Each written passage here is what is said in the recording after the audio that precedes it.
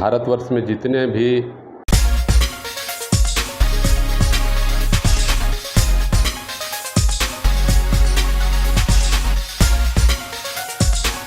Good morning everyone. छात्रों, आज हम गणेश चतुर्थी के बारे में आप सबों को आज कक्षा में विस्तृत रूप से जानकारी देंगे। वैसे आप सभी जानते हैं कि यह भारतवर्ष त्योहारों का देश है। भारतवर्ष में जितने भी व्रत या त्यौहार मनाए जाते हैं, विश्व के अन्य किसी देश में नहीं मनाए जाते। हमारे देश में विभिन्न धर्मावलंबी निवास करते हैं, जैसे हिंदू, मुस्लिम, सिख, ईसाई, जैन, पारसी इत्यादि यहाँ पर निवास करते हैं। परंतु जितने हमारे हिंदू भाई निवास करते हैं, उनके व्रत एवं त्यौहार अधिकतर मनाए जाते हैं, जिनमें से प्रमुख है गणेश चतुर्थी, जिसे हम विनायक चतुर्थी के नाम से भी जानते हैं। यह पर्व हमारे देश में प्रतिवर्ष भाद्रपद के शुक्ल पक्ष के चतुर्थी तिथि को मनाया जाता है और अंग्रेजी महीने के अगस्त एवं सितंबर में यह त्यौहार मनाया जाता है। गणेश चतुर्थी एक महापर्व है जो बड़े धूमधाम से हमारे देश में, खासकर महाराष्ट्र जैसे राज्य में अधिकतर मनाया जाता है। हमारे देश के और विभिन्न भागों में जहाँ गणेश उत्सव मनाया जाता है, वहाँ 1-2 दिनों का ही उत्सव मनाया जाता है, परंतु महाराष्ट्र, केरला, कर्नाटक, आंध्र प्रदेश आदि जैसे देशों में कुछ समय ज़्यादा दिया जाता है, लेकिन महाराष्ट्र में इसकी बड़ी धूमधाम से यह त्यौहार मनाया जाता है। वहाँ 10 दिनों तक इस त्यौहार का आयोजन चलता है। वैसे आप सभी अवगत हैं कि गणेश चतुर्थी भगवान श्री गणेश का जन्मोत्सव के रूप में मनाया जाता है। यानी यह माना जाता है कि उनका जन्म इसी दिन हुआ था। वैसे भगवान श्री गणेश को विघ्न नाशक भी कहा गया है, विघ्न को हरने वाला भी माना जाता है। पौराणिक मान्यता के अनुसार बाल गणेश आरंभ से ही मातृभक्त थे। एक दिन अपने माँ की आज्ञा पालन करते हुए अपने पिता भगवान शिव को हठपूर्वक द्वार पर ही रोक लिया। इससे उनके पिता भगवान शंकर क्रोधित हो गए और क्रोध में आकर अपने पुत्र के धड़ से सिर को अलग कर दिया। तत्पश्चात माता जब घर से, पार्वती जब निकली,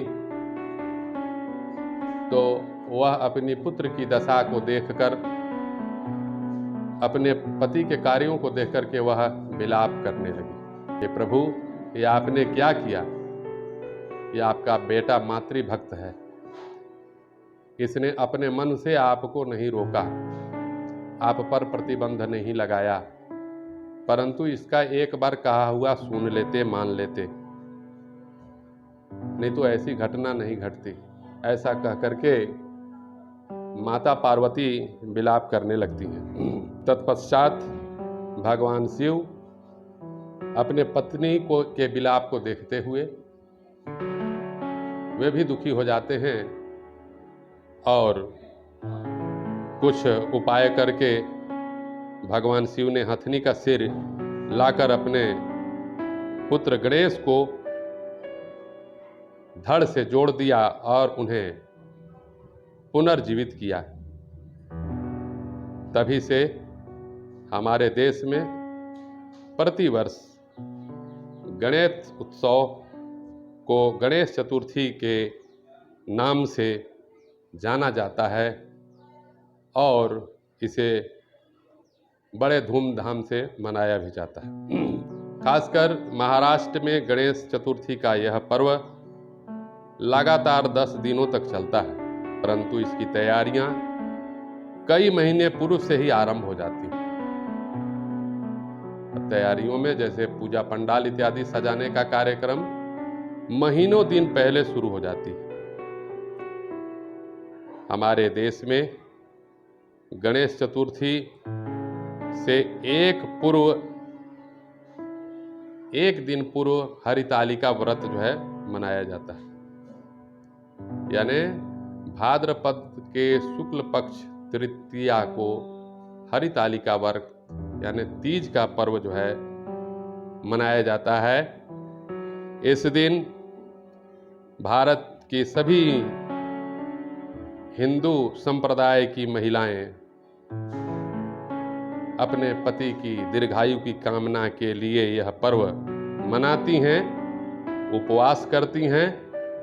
इसके ठीक दूसरे दिन यह गणेश चतुर्थी का व्रत मनाया जाता है और पूजा अर्चना की जाती है। कुछ संस्कार विधि के तहत भगवान गणपति को पूजन सामग्री का आयोजन करके लोग धूमधाम से उनका पूजा पाठ करते हैं, जिसमें गणपति को गुड़, नारियल, मोदक, दुर्वा तथा लाल गुड़हल के फूल अर्पित किए जाते हैं। यानी इनके पूजा में प्रमुख रूप से ये सभी अति आवश्यक है। इसके साथ ही साथ बाकी धूप, दीप, नैवेद्य, मध, गंगा जल और अन्य सामग्री तो इसमें उपयोग में लाए ही जाते हैं, लेकिन इसमें जो वर्णित है गुड़, नारियल, मोदक, दुर्वा, लाल गुड़हल के फूल इत्यादि, ये पूजा पाठ में उनको प्रसन्न करने के लिए अति आवश्यक है। साथ ही पौराणिक मान्यता के अनुसार ऋग्वेद, अथर्ववेद और उपनिषद आदि के प्रमुख श्लोकों का भी मंत्रोच्चार किया जाता है। इस मंत्र के द्वारा भगवान श्री गणेश को प्रसन्न किया जाता है। ये तो पूजा पाठ और उनको प्रसन्न करने के रूप में हो गया। अब प्रसाद के रूप में भगवान श्री गणेश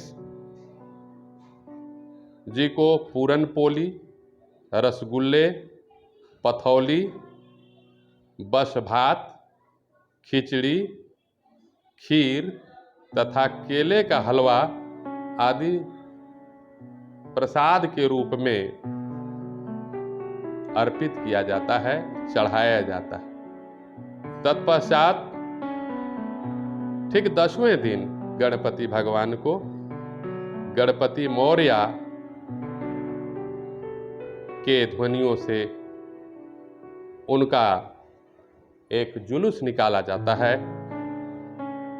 और बड़ी संख्या में श्रद्धालु उपस्थित होकर इस नारे को बुलंद करते हैं और भगवान श्री गणेश को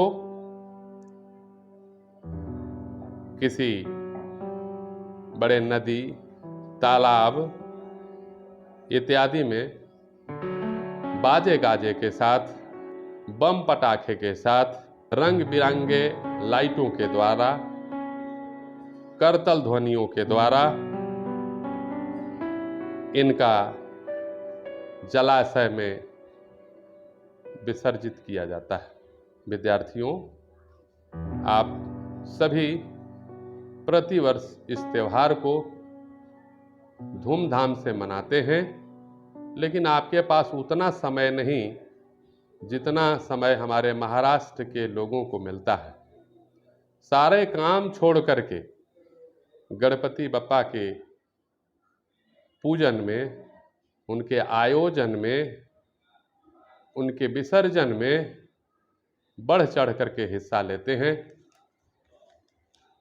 इस तरह से गणेश चतुर्थी का, गणपति बप्पा का लेख आप अपने स्तर से प्रस्तुत कर सकते हैं, लिख सकते हैं, जान सकते हैं। आज बस इतना ही। आप सबों को मेरा बहुत बहुत धन्यवाद।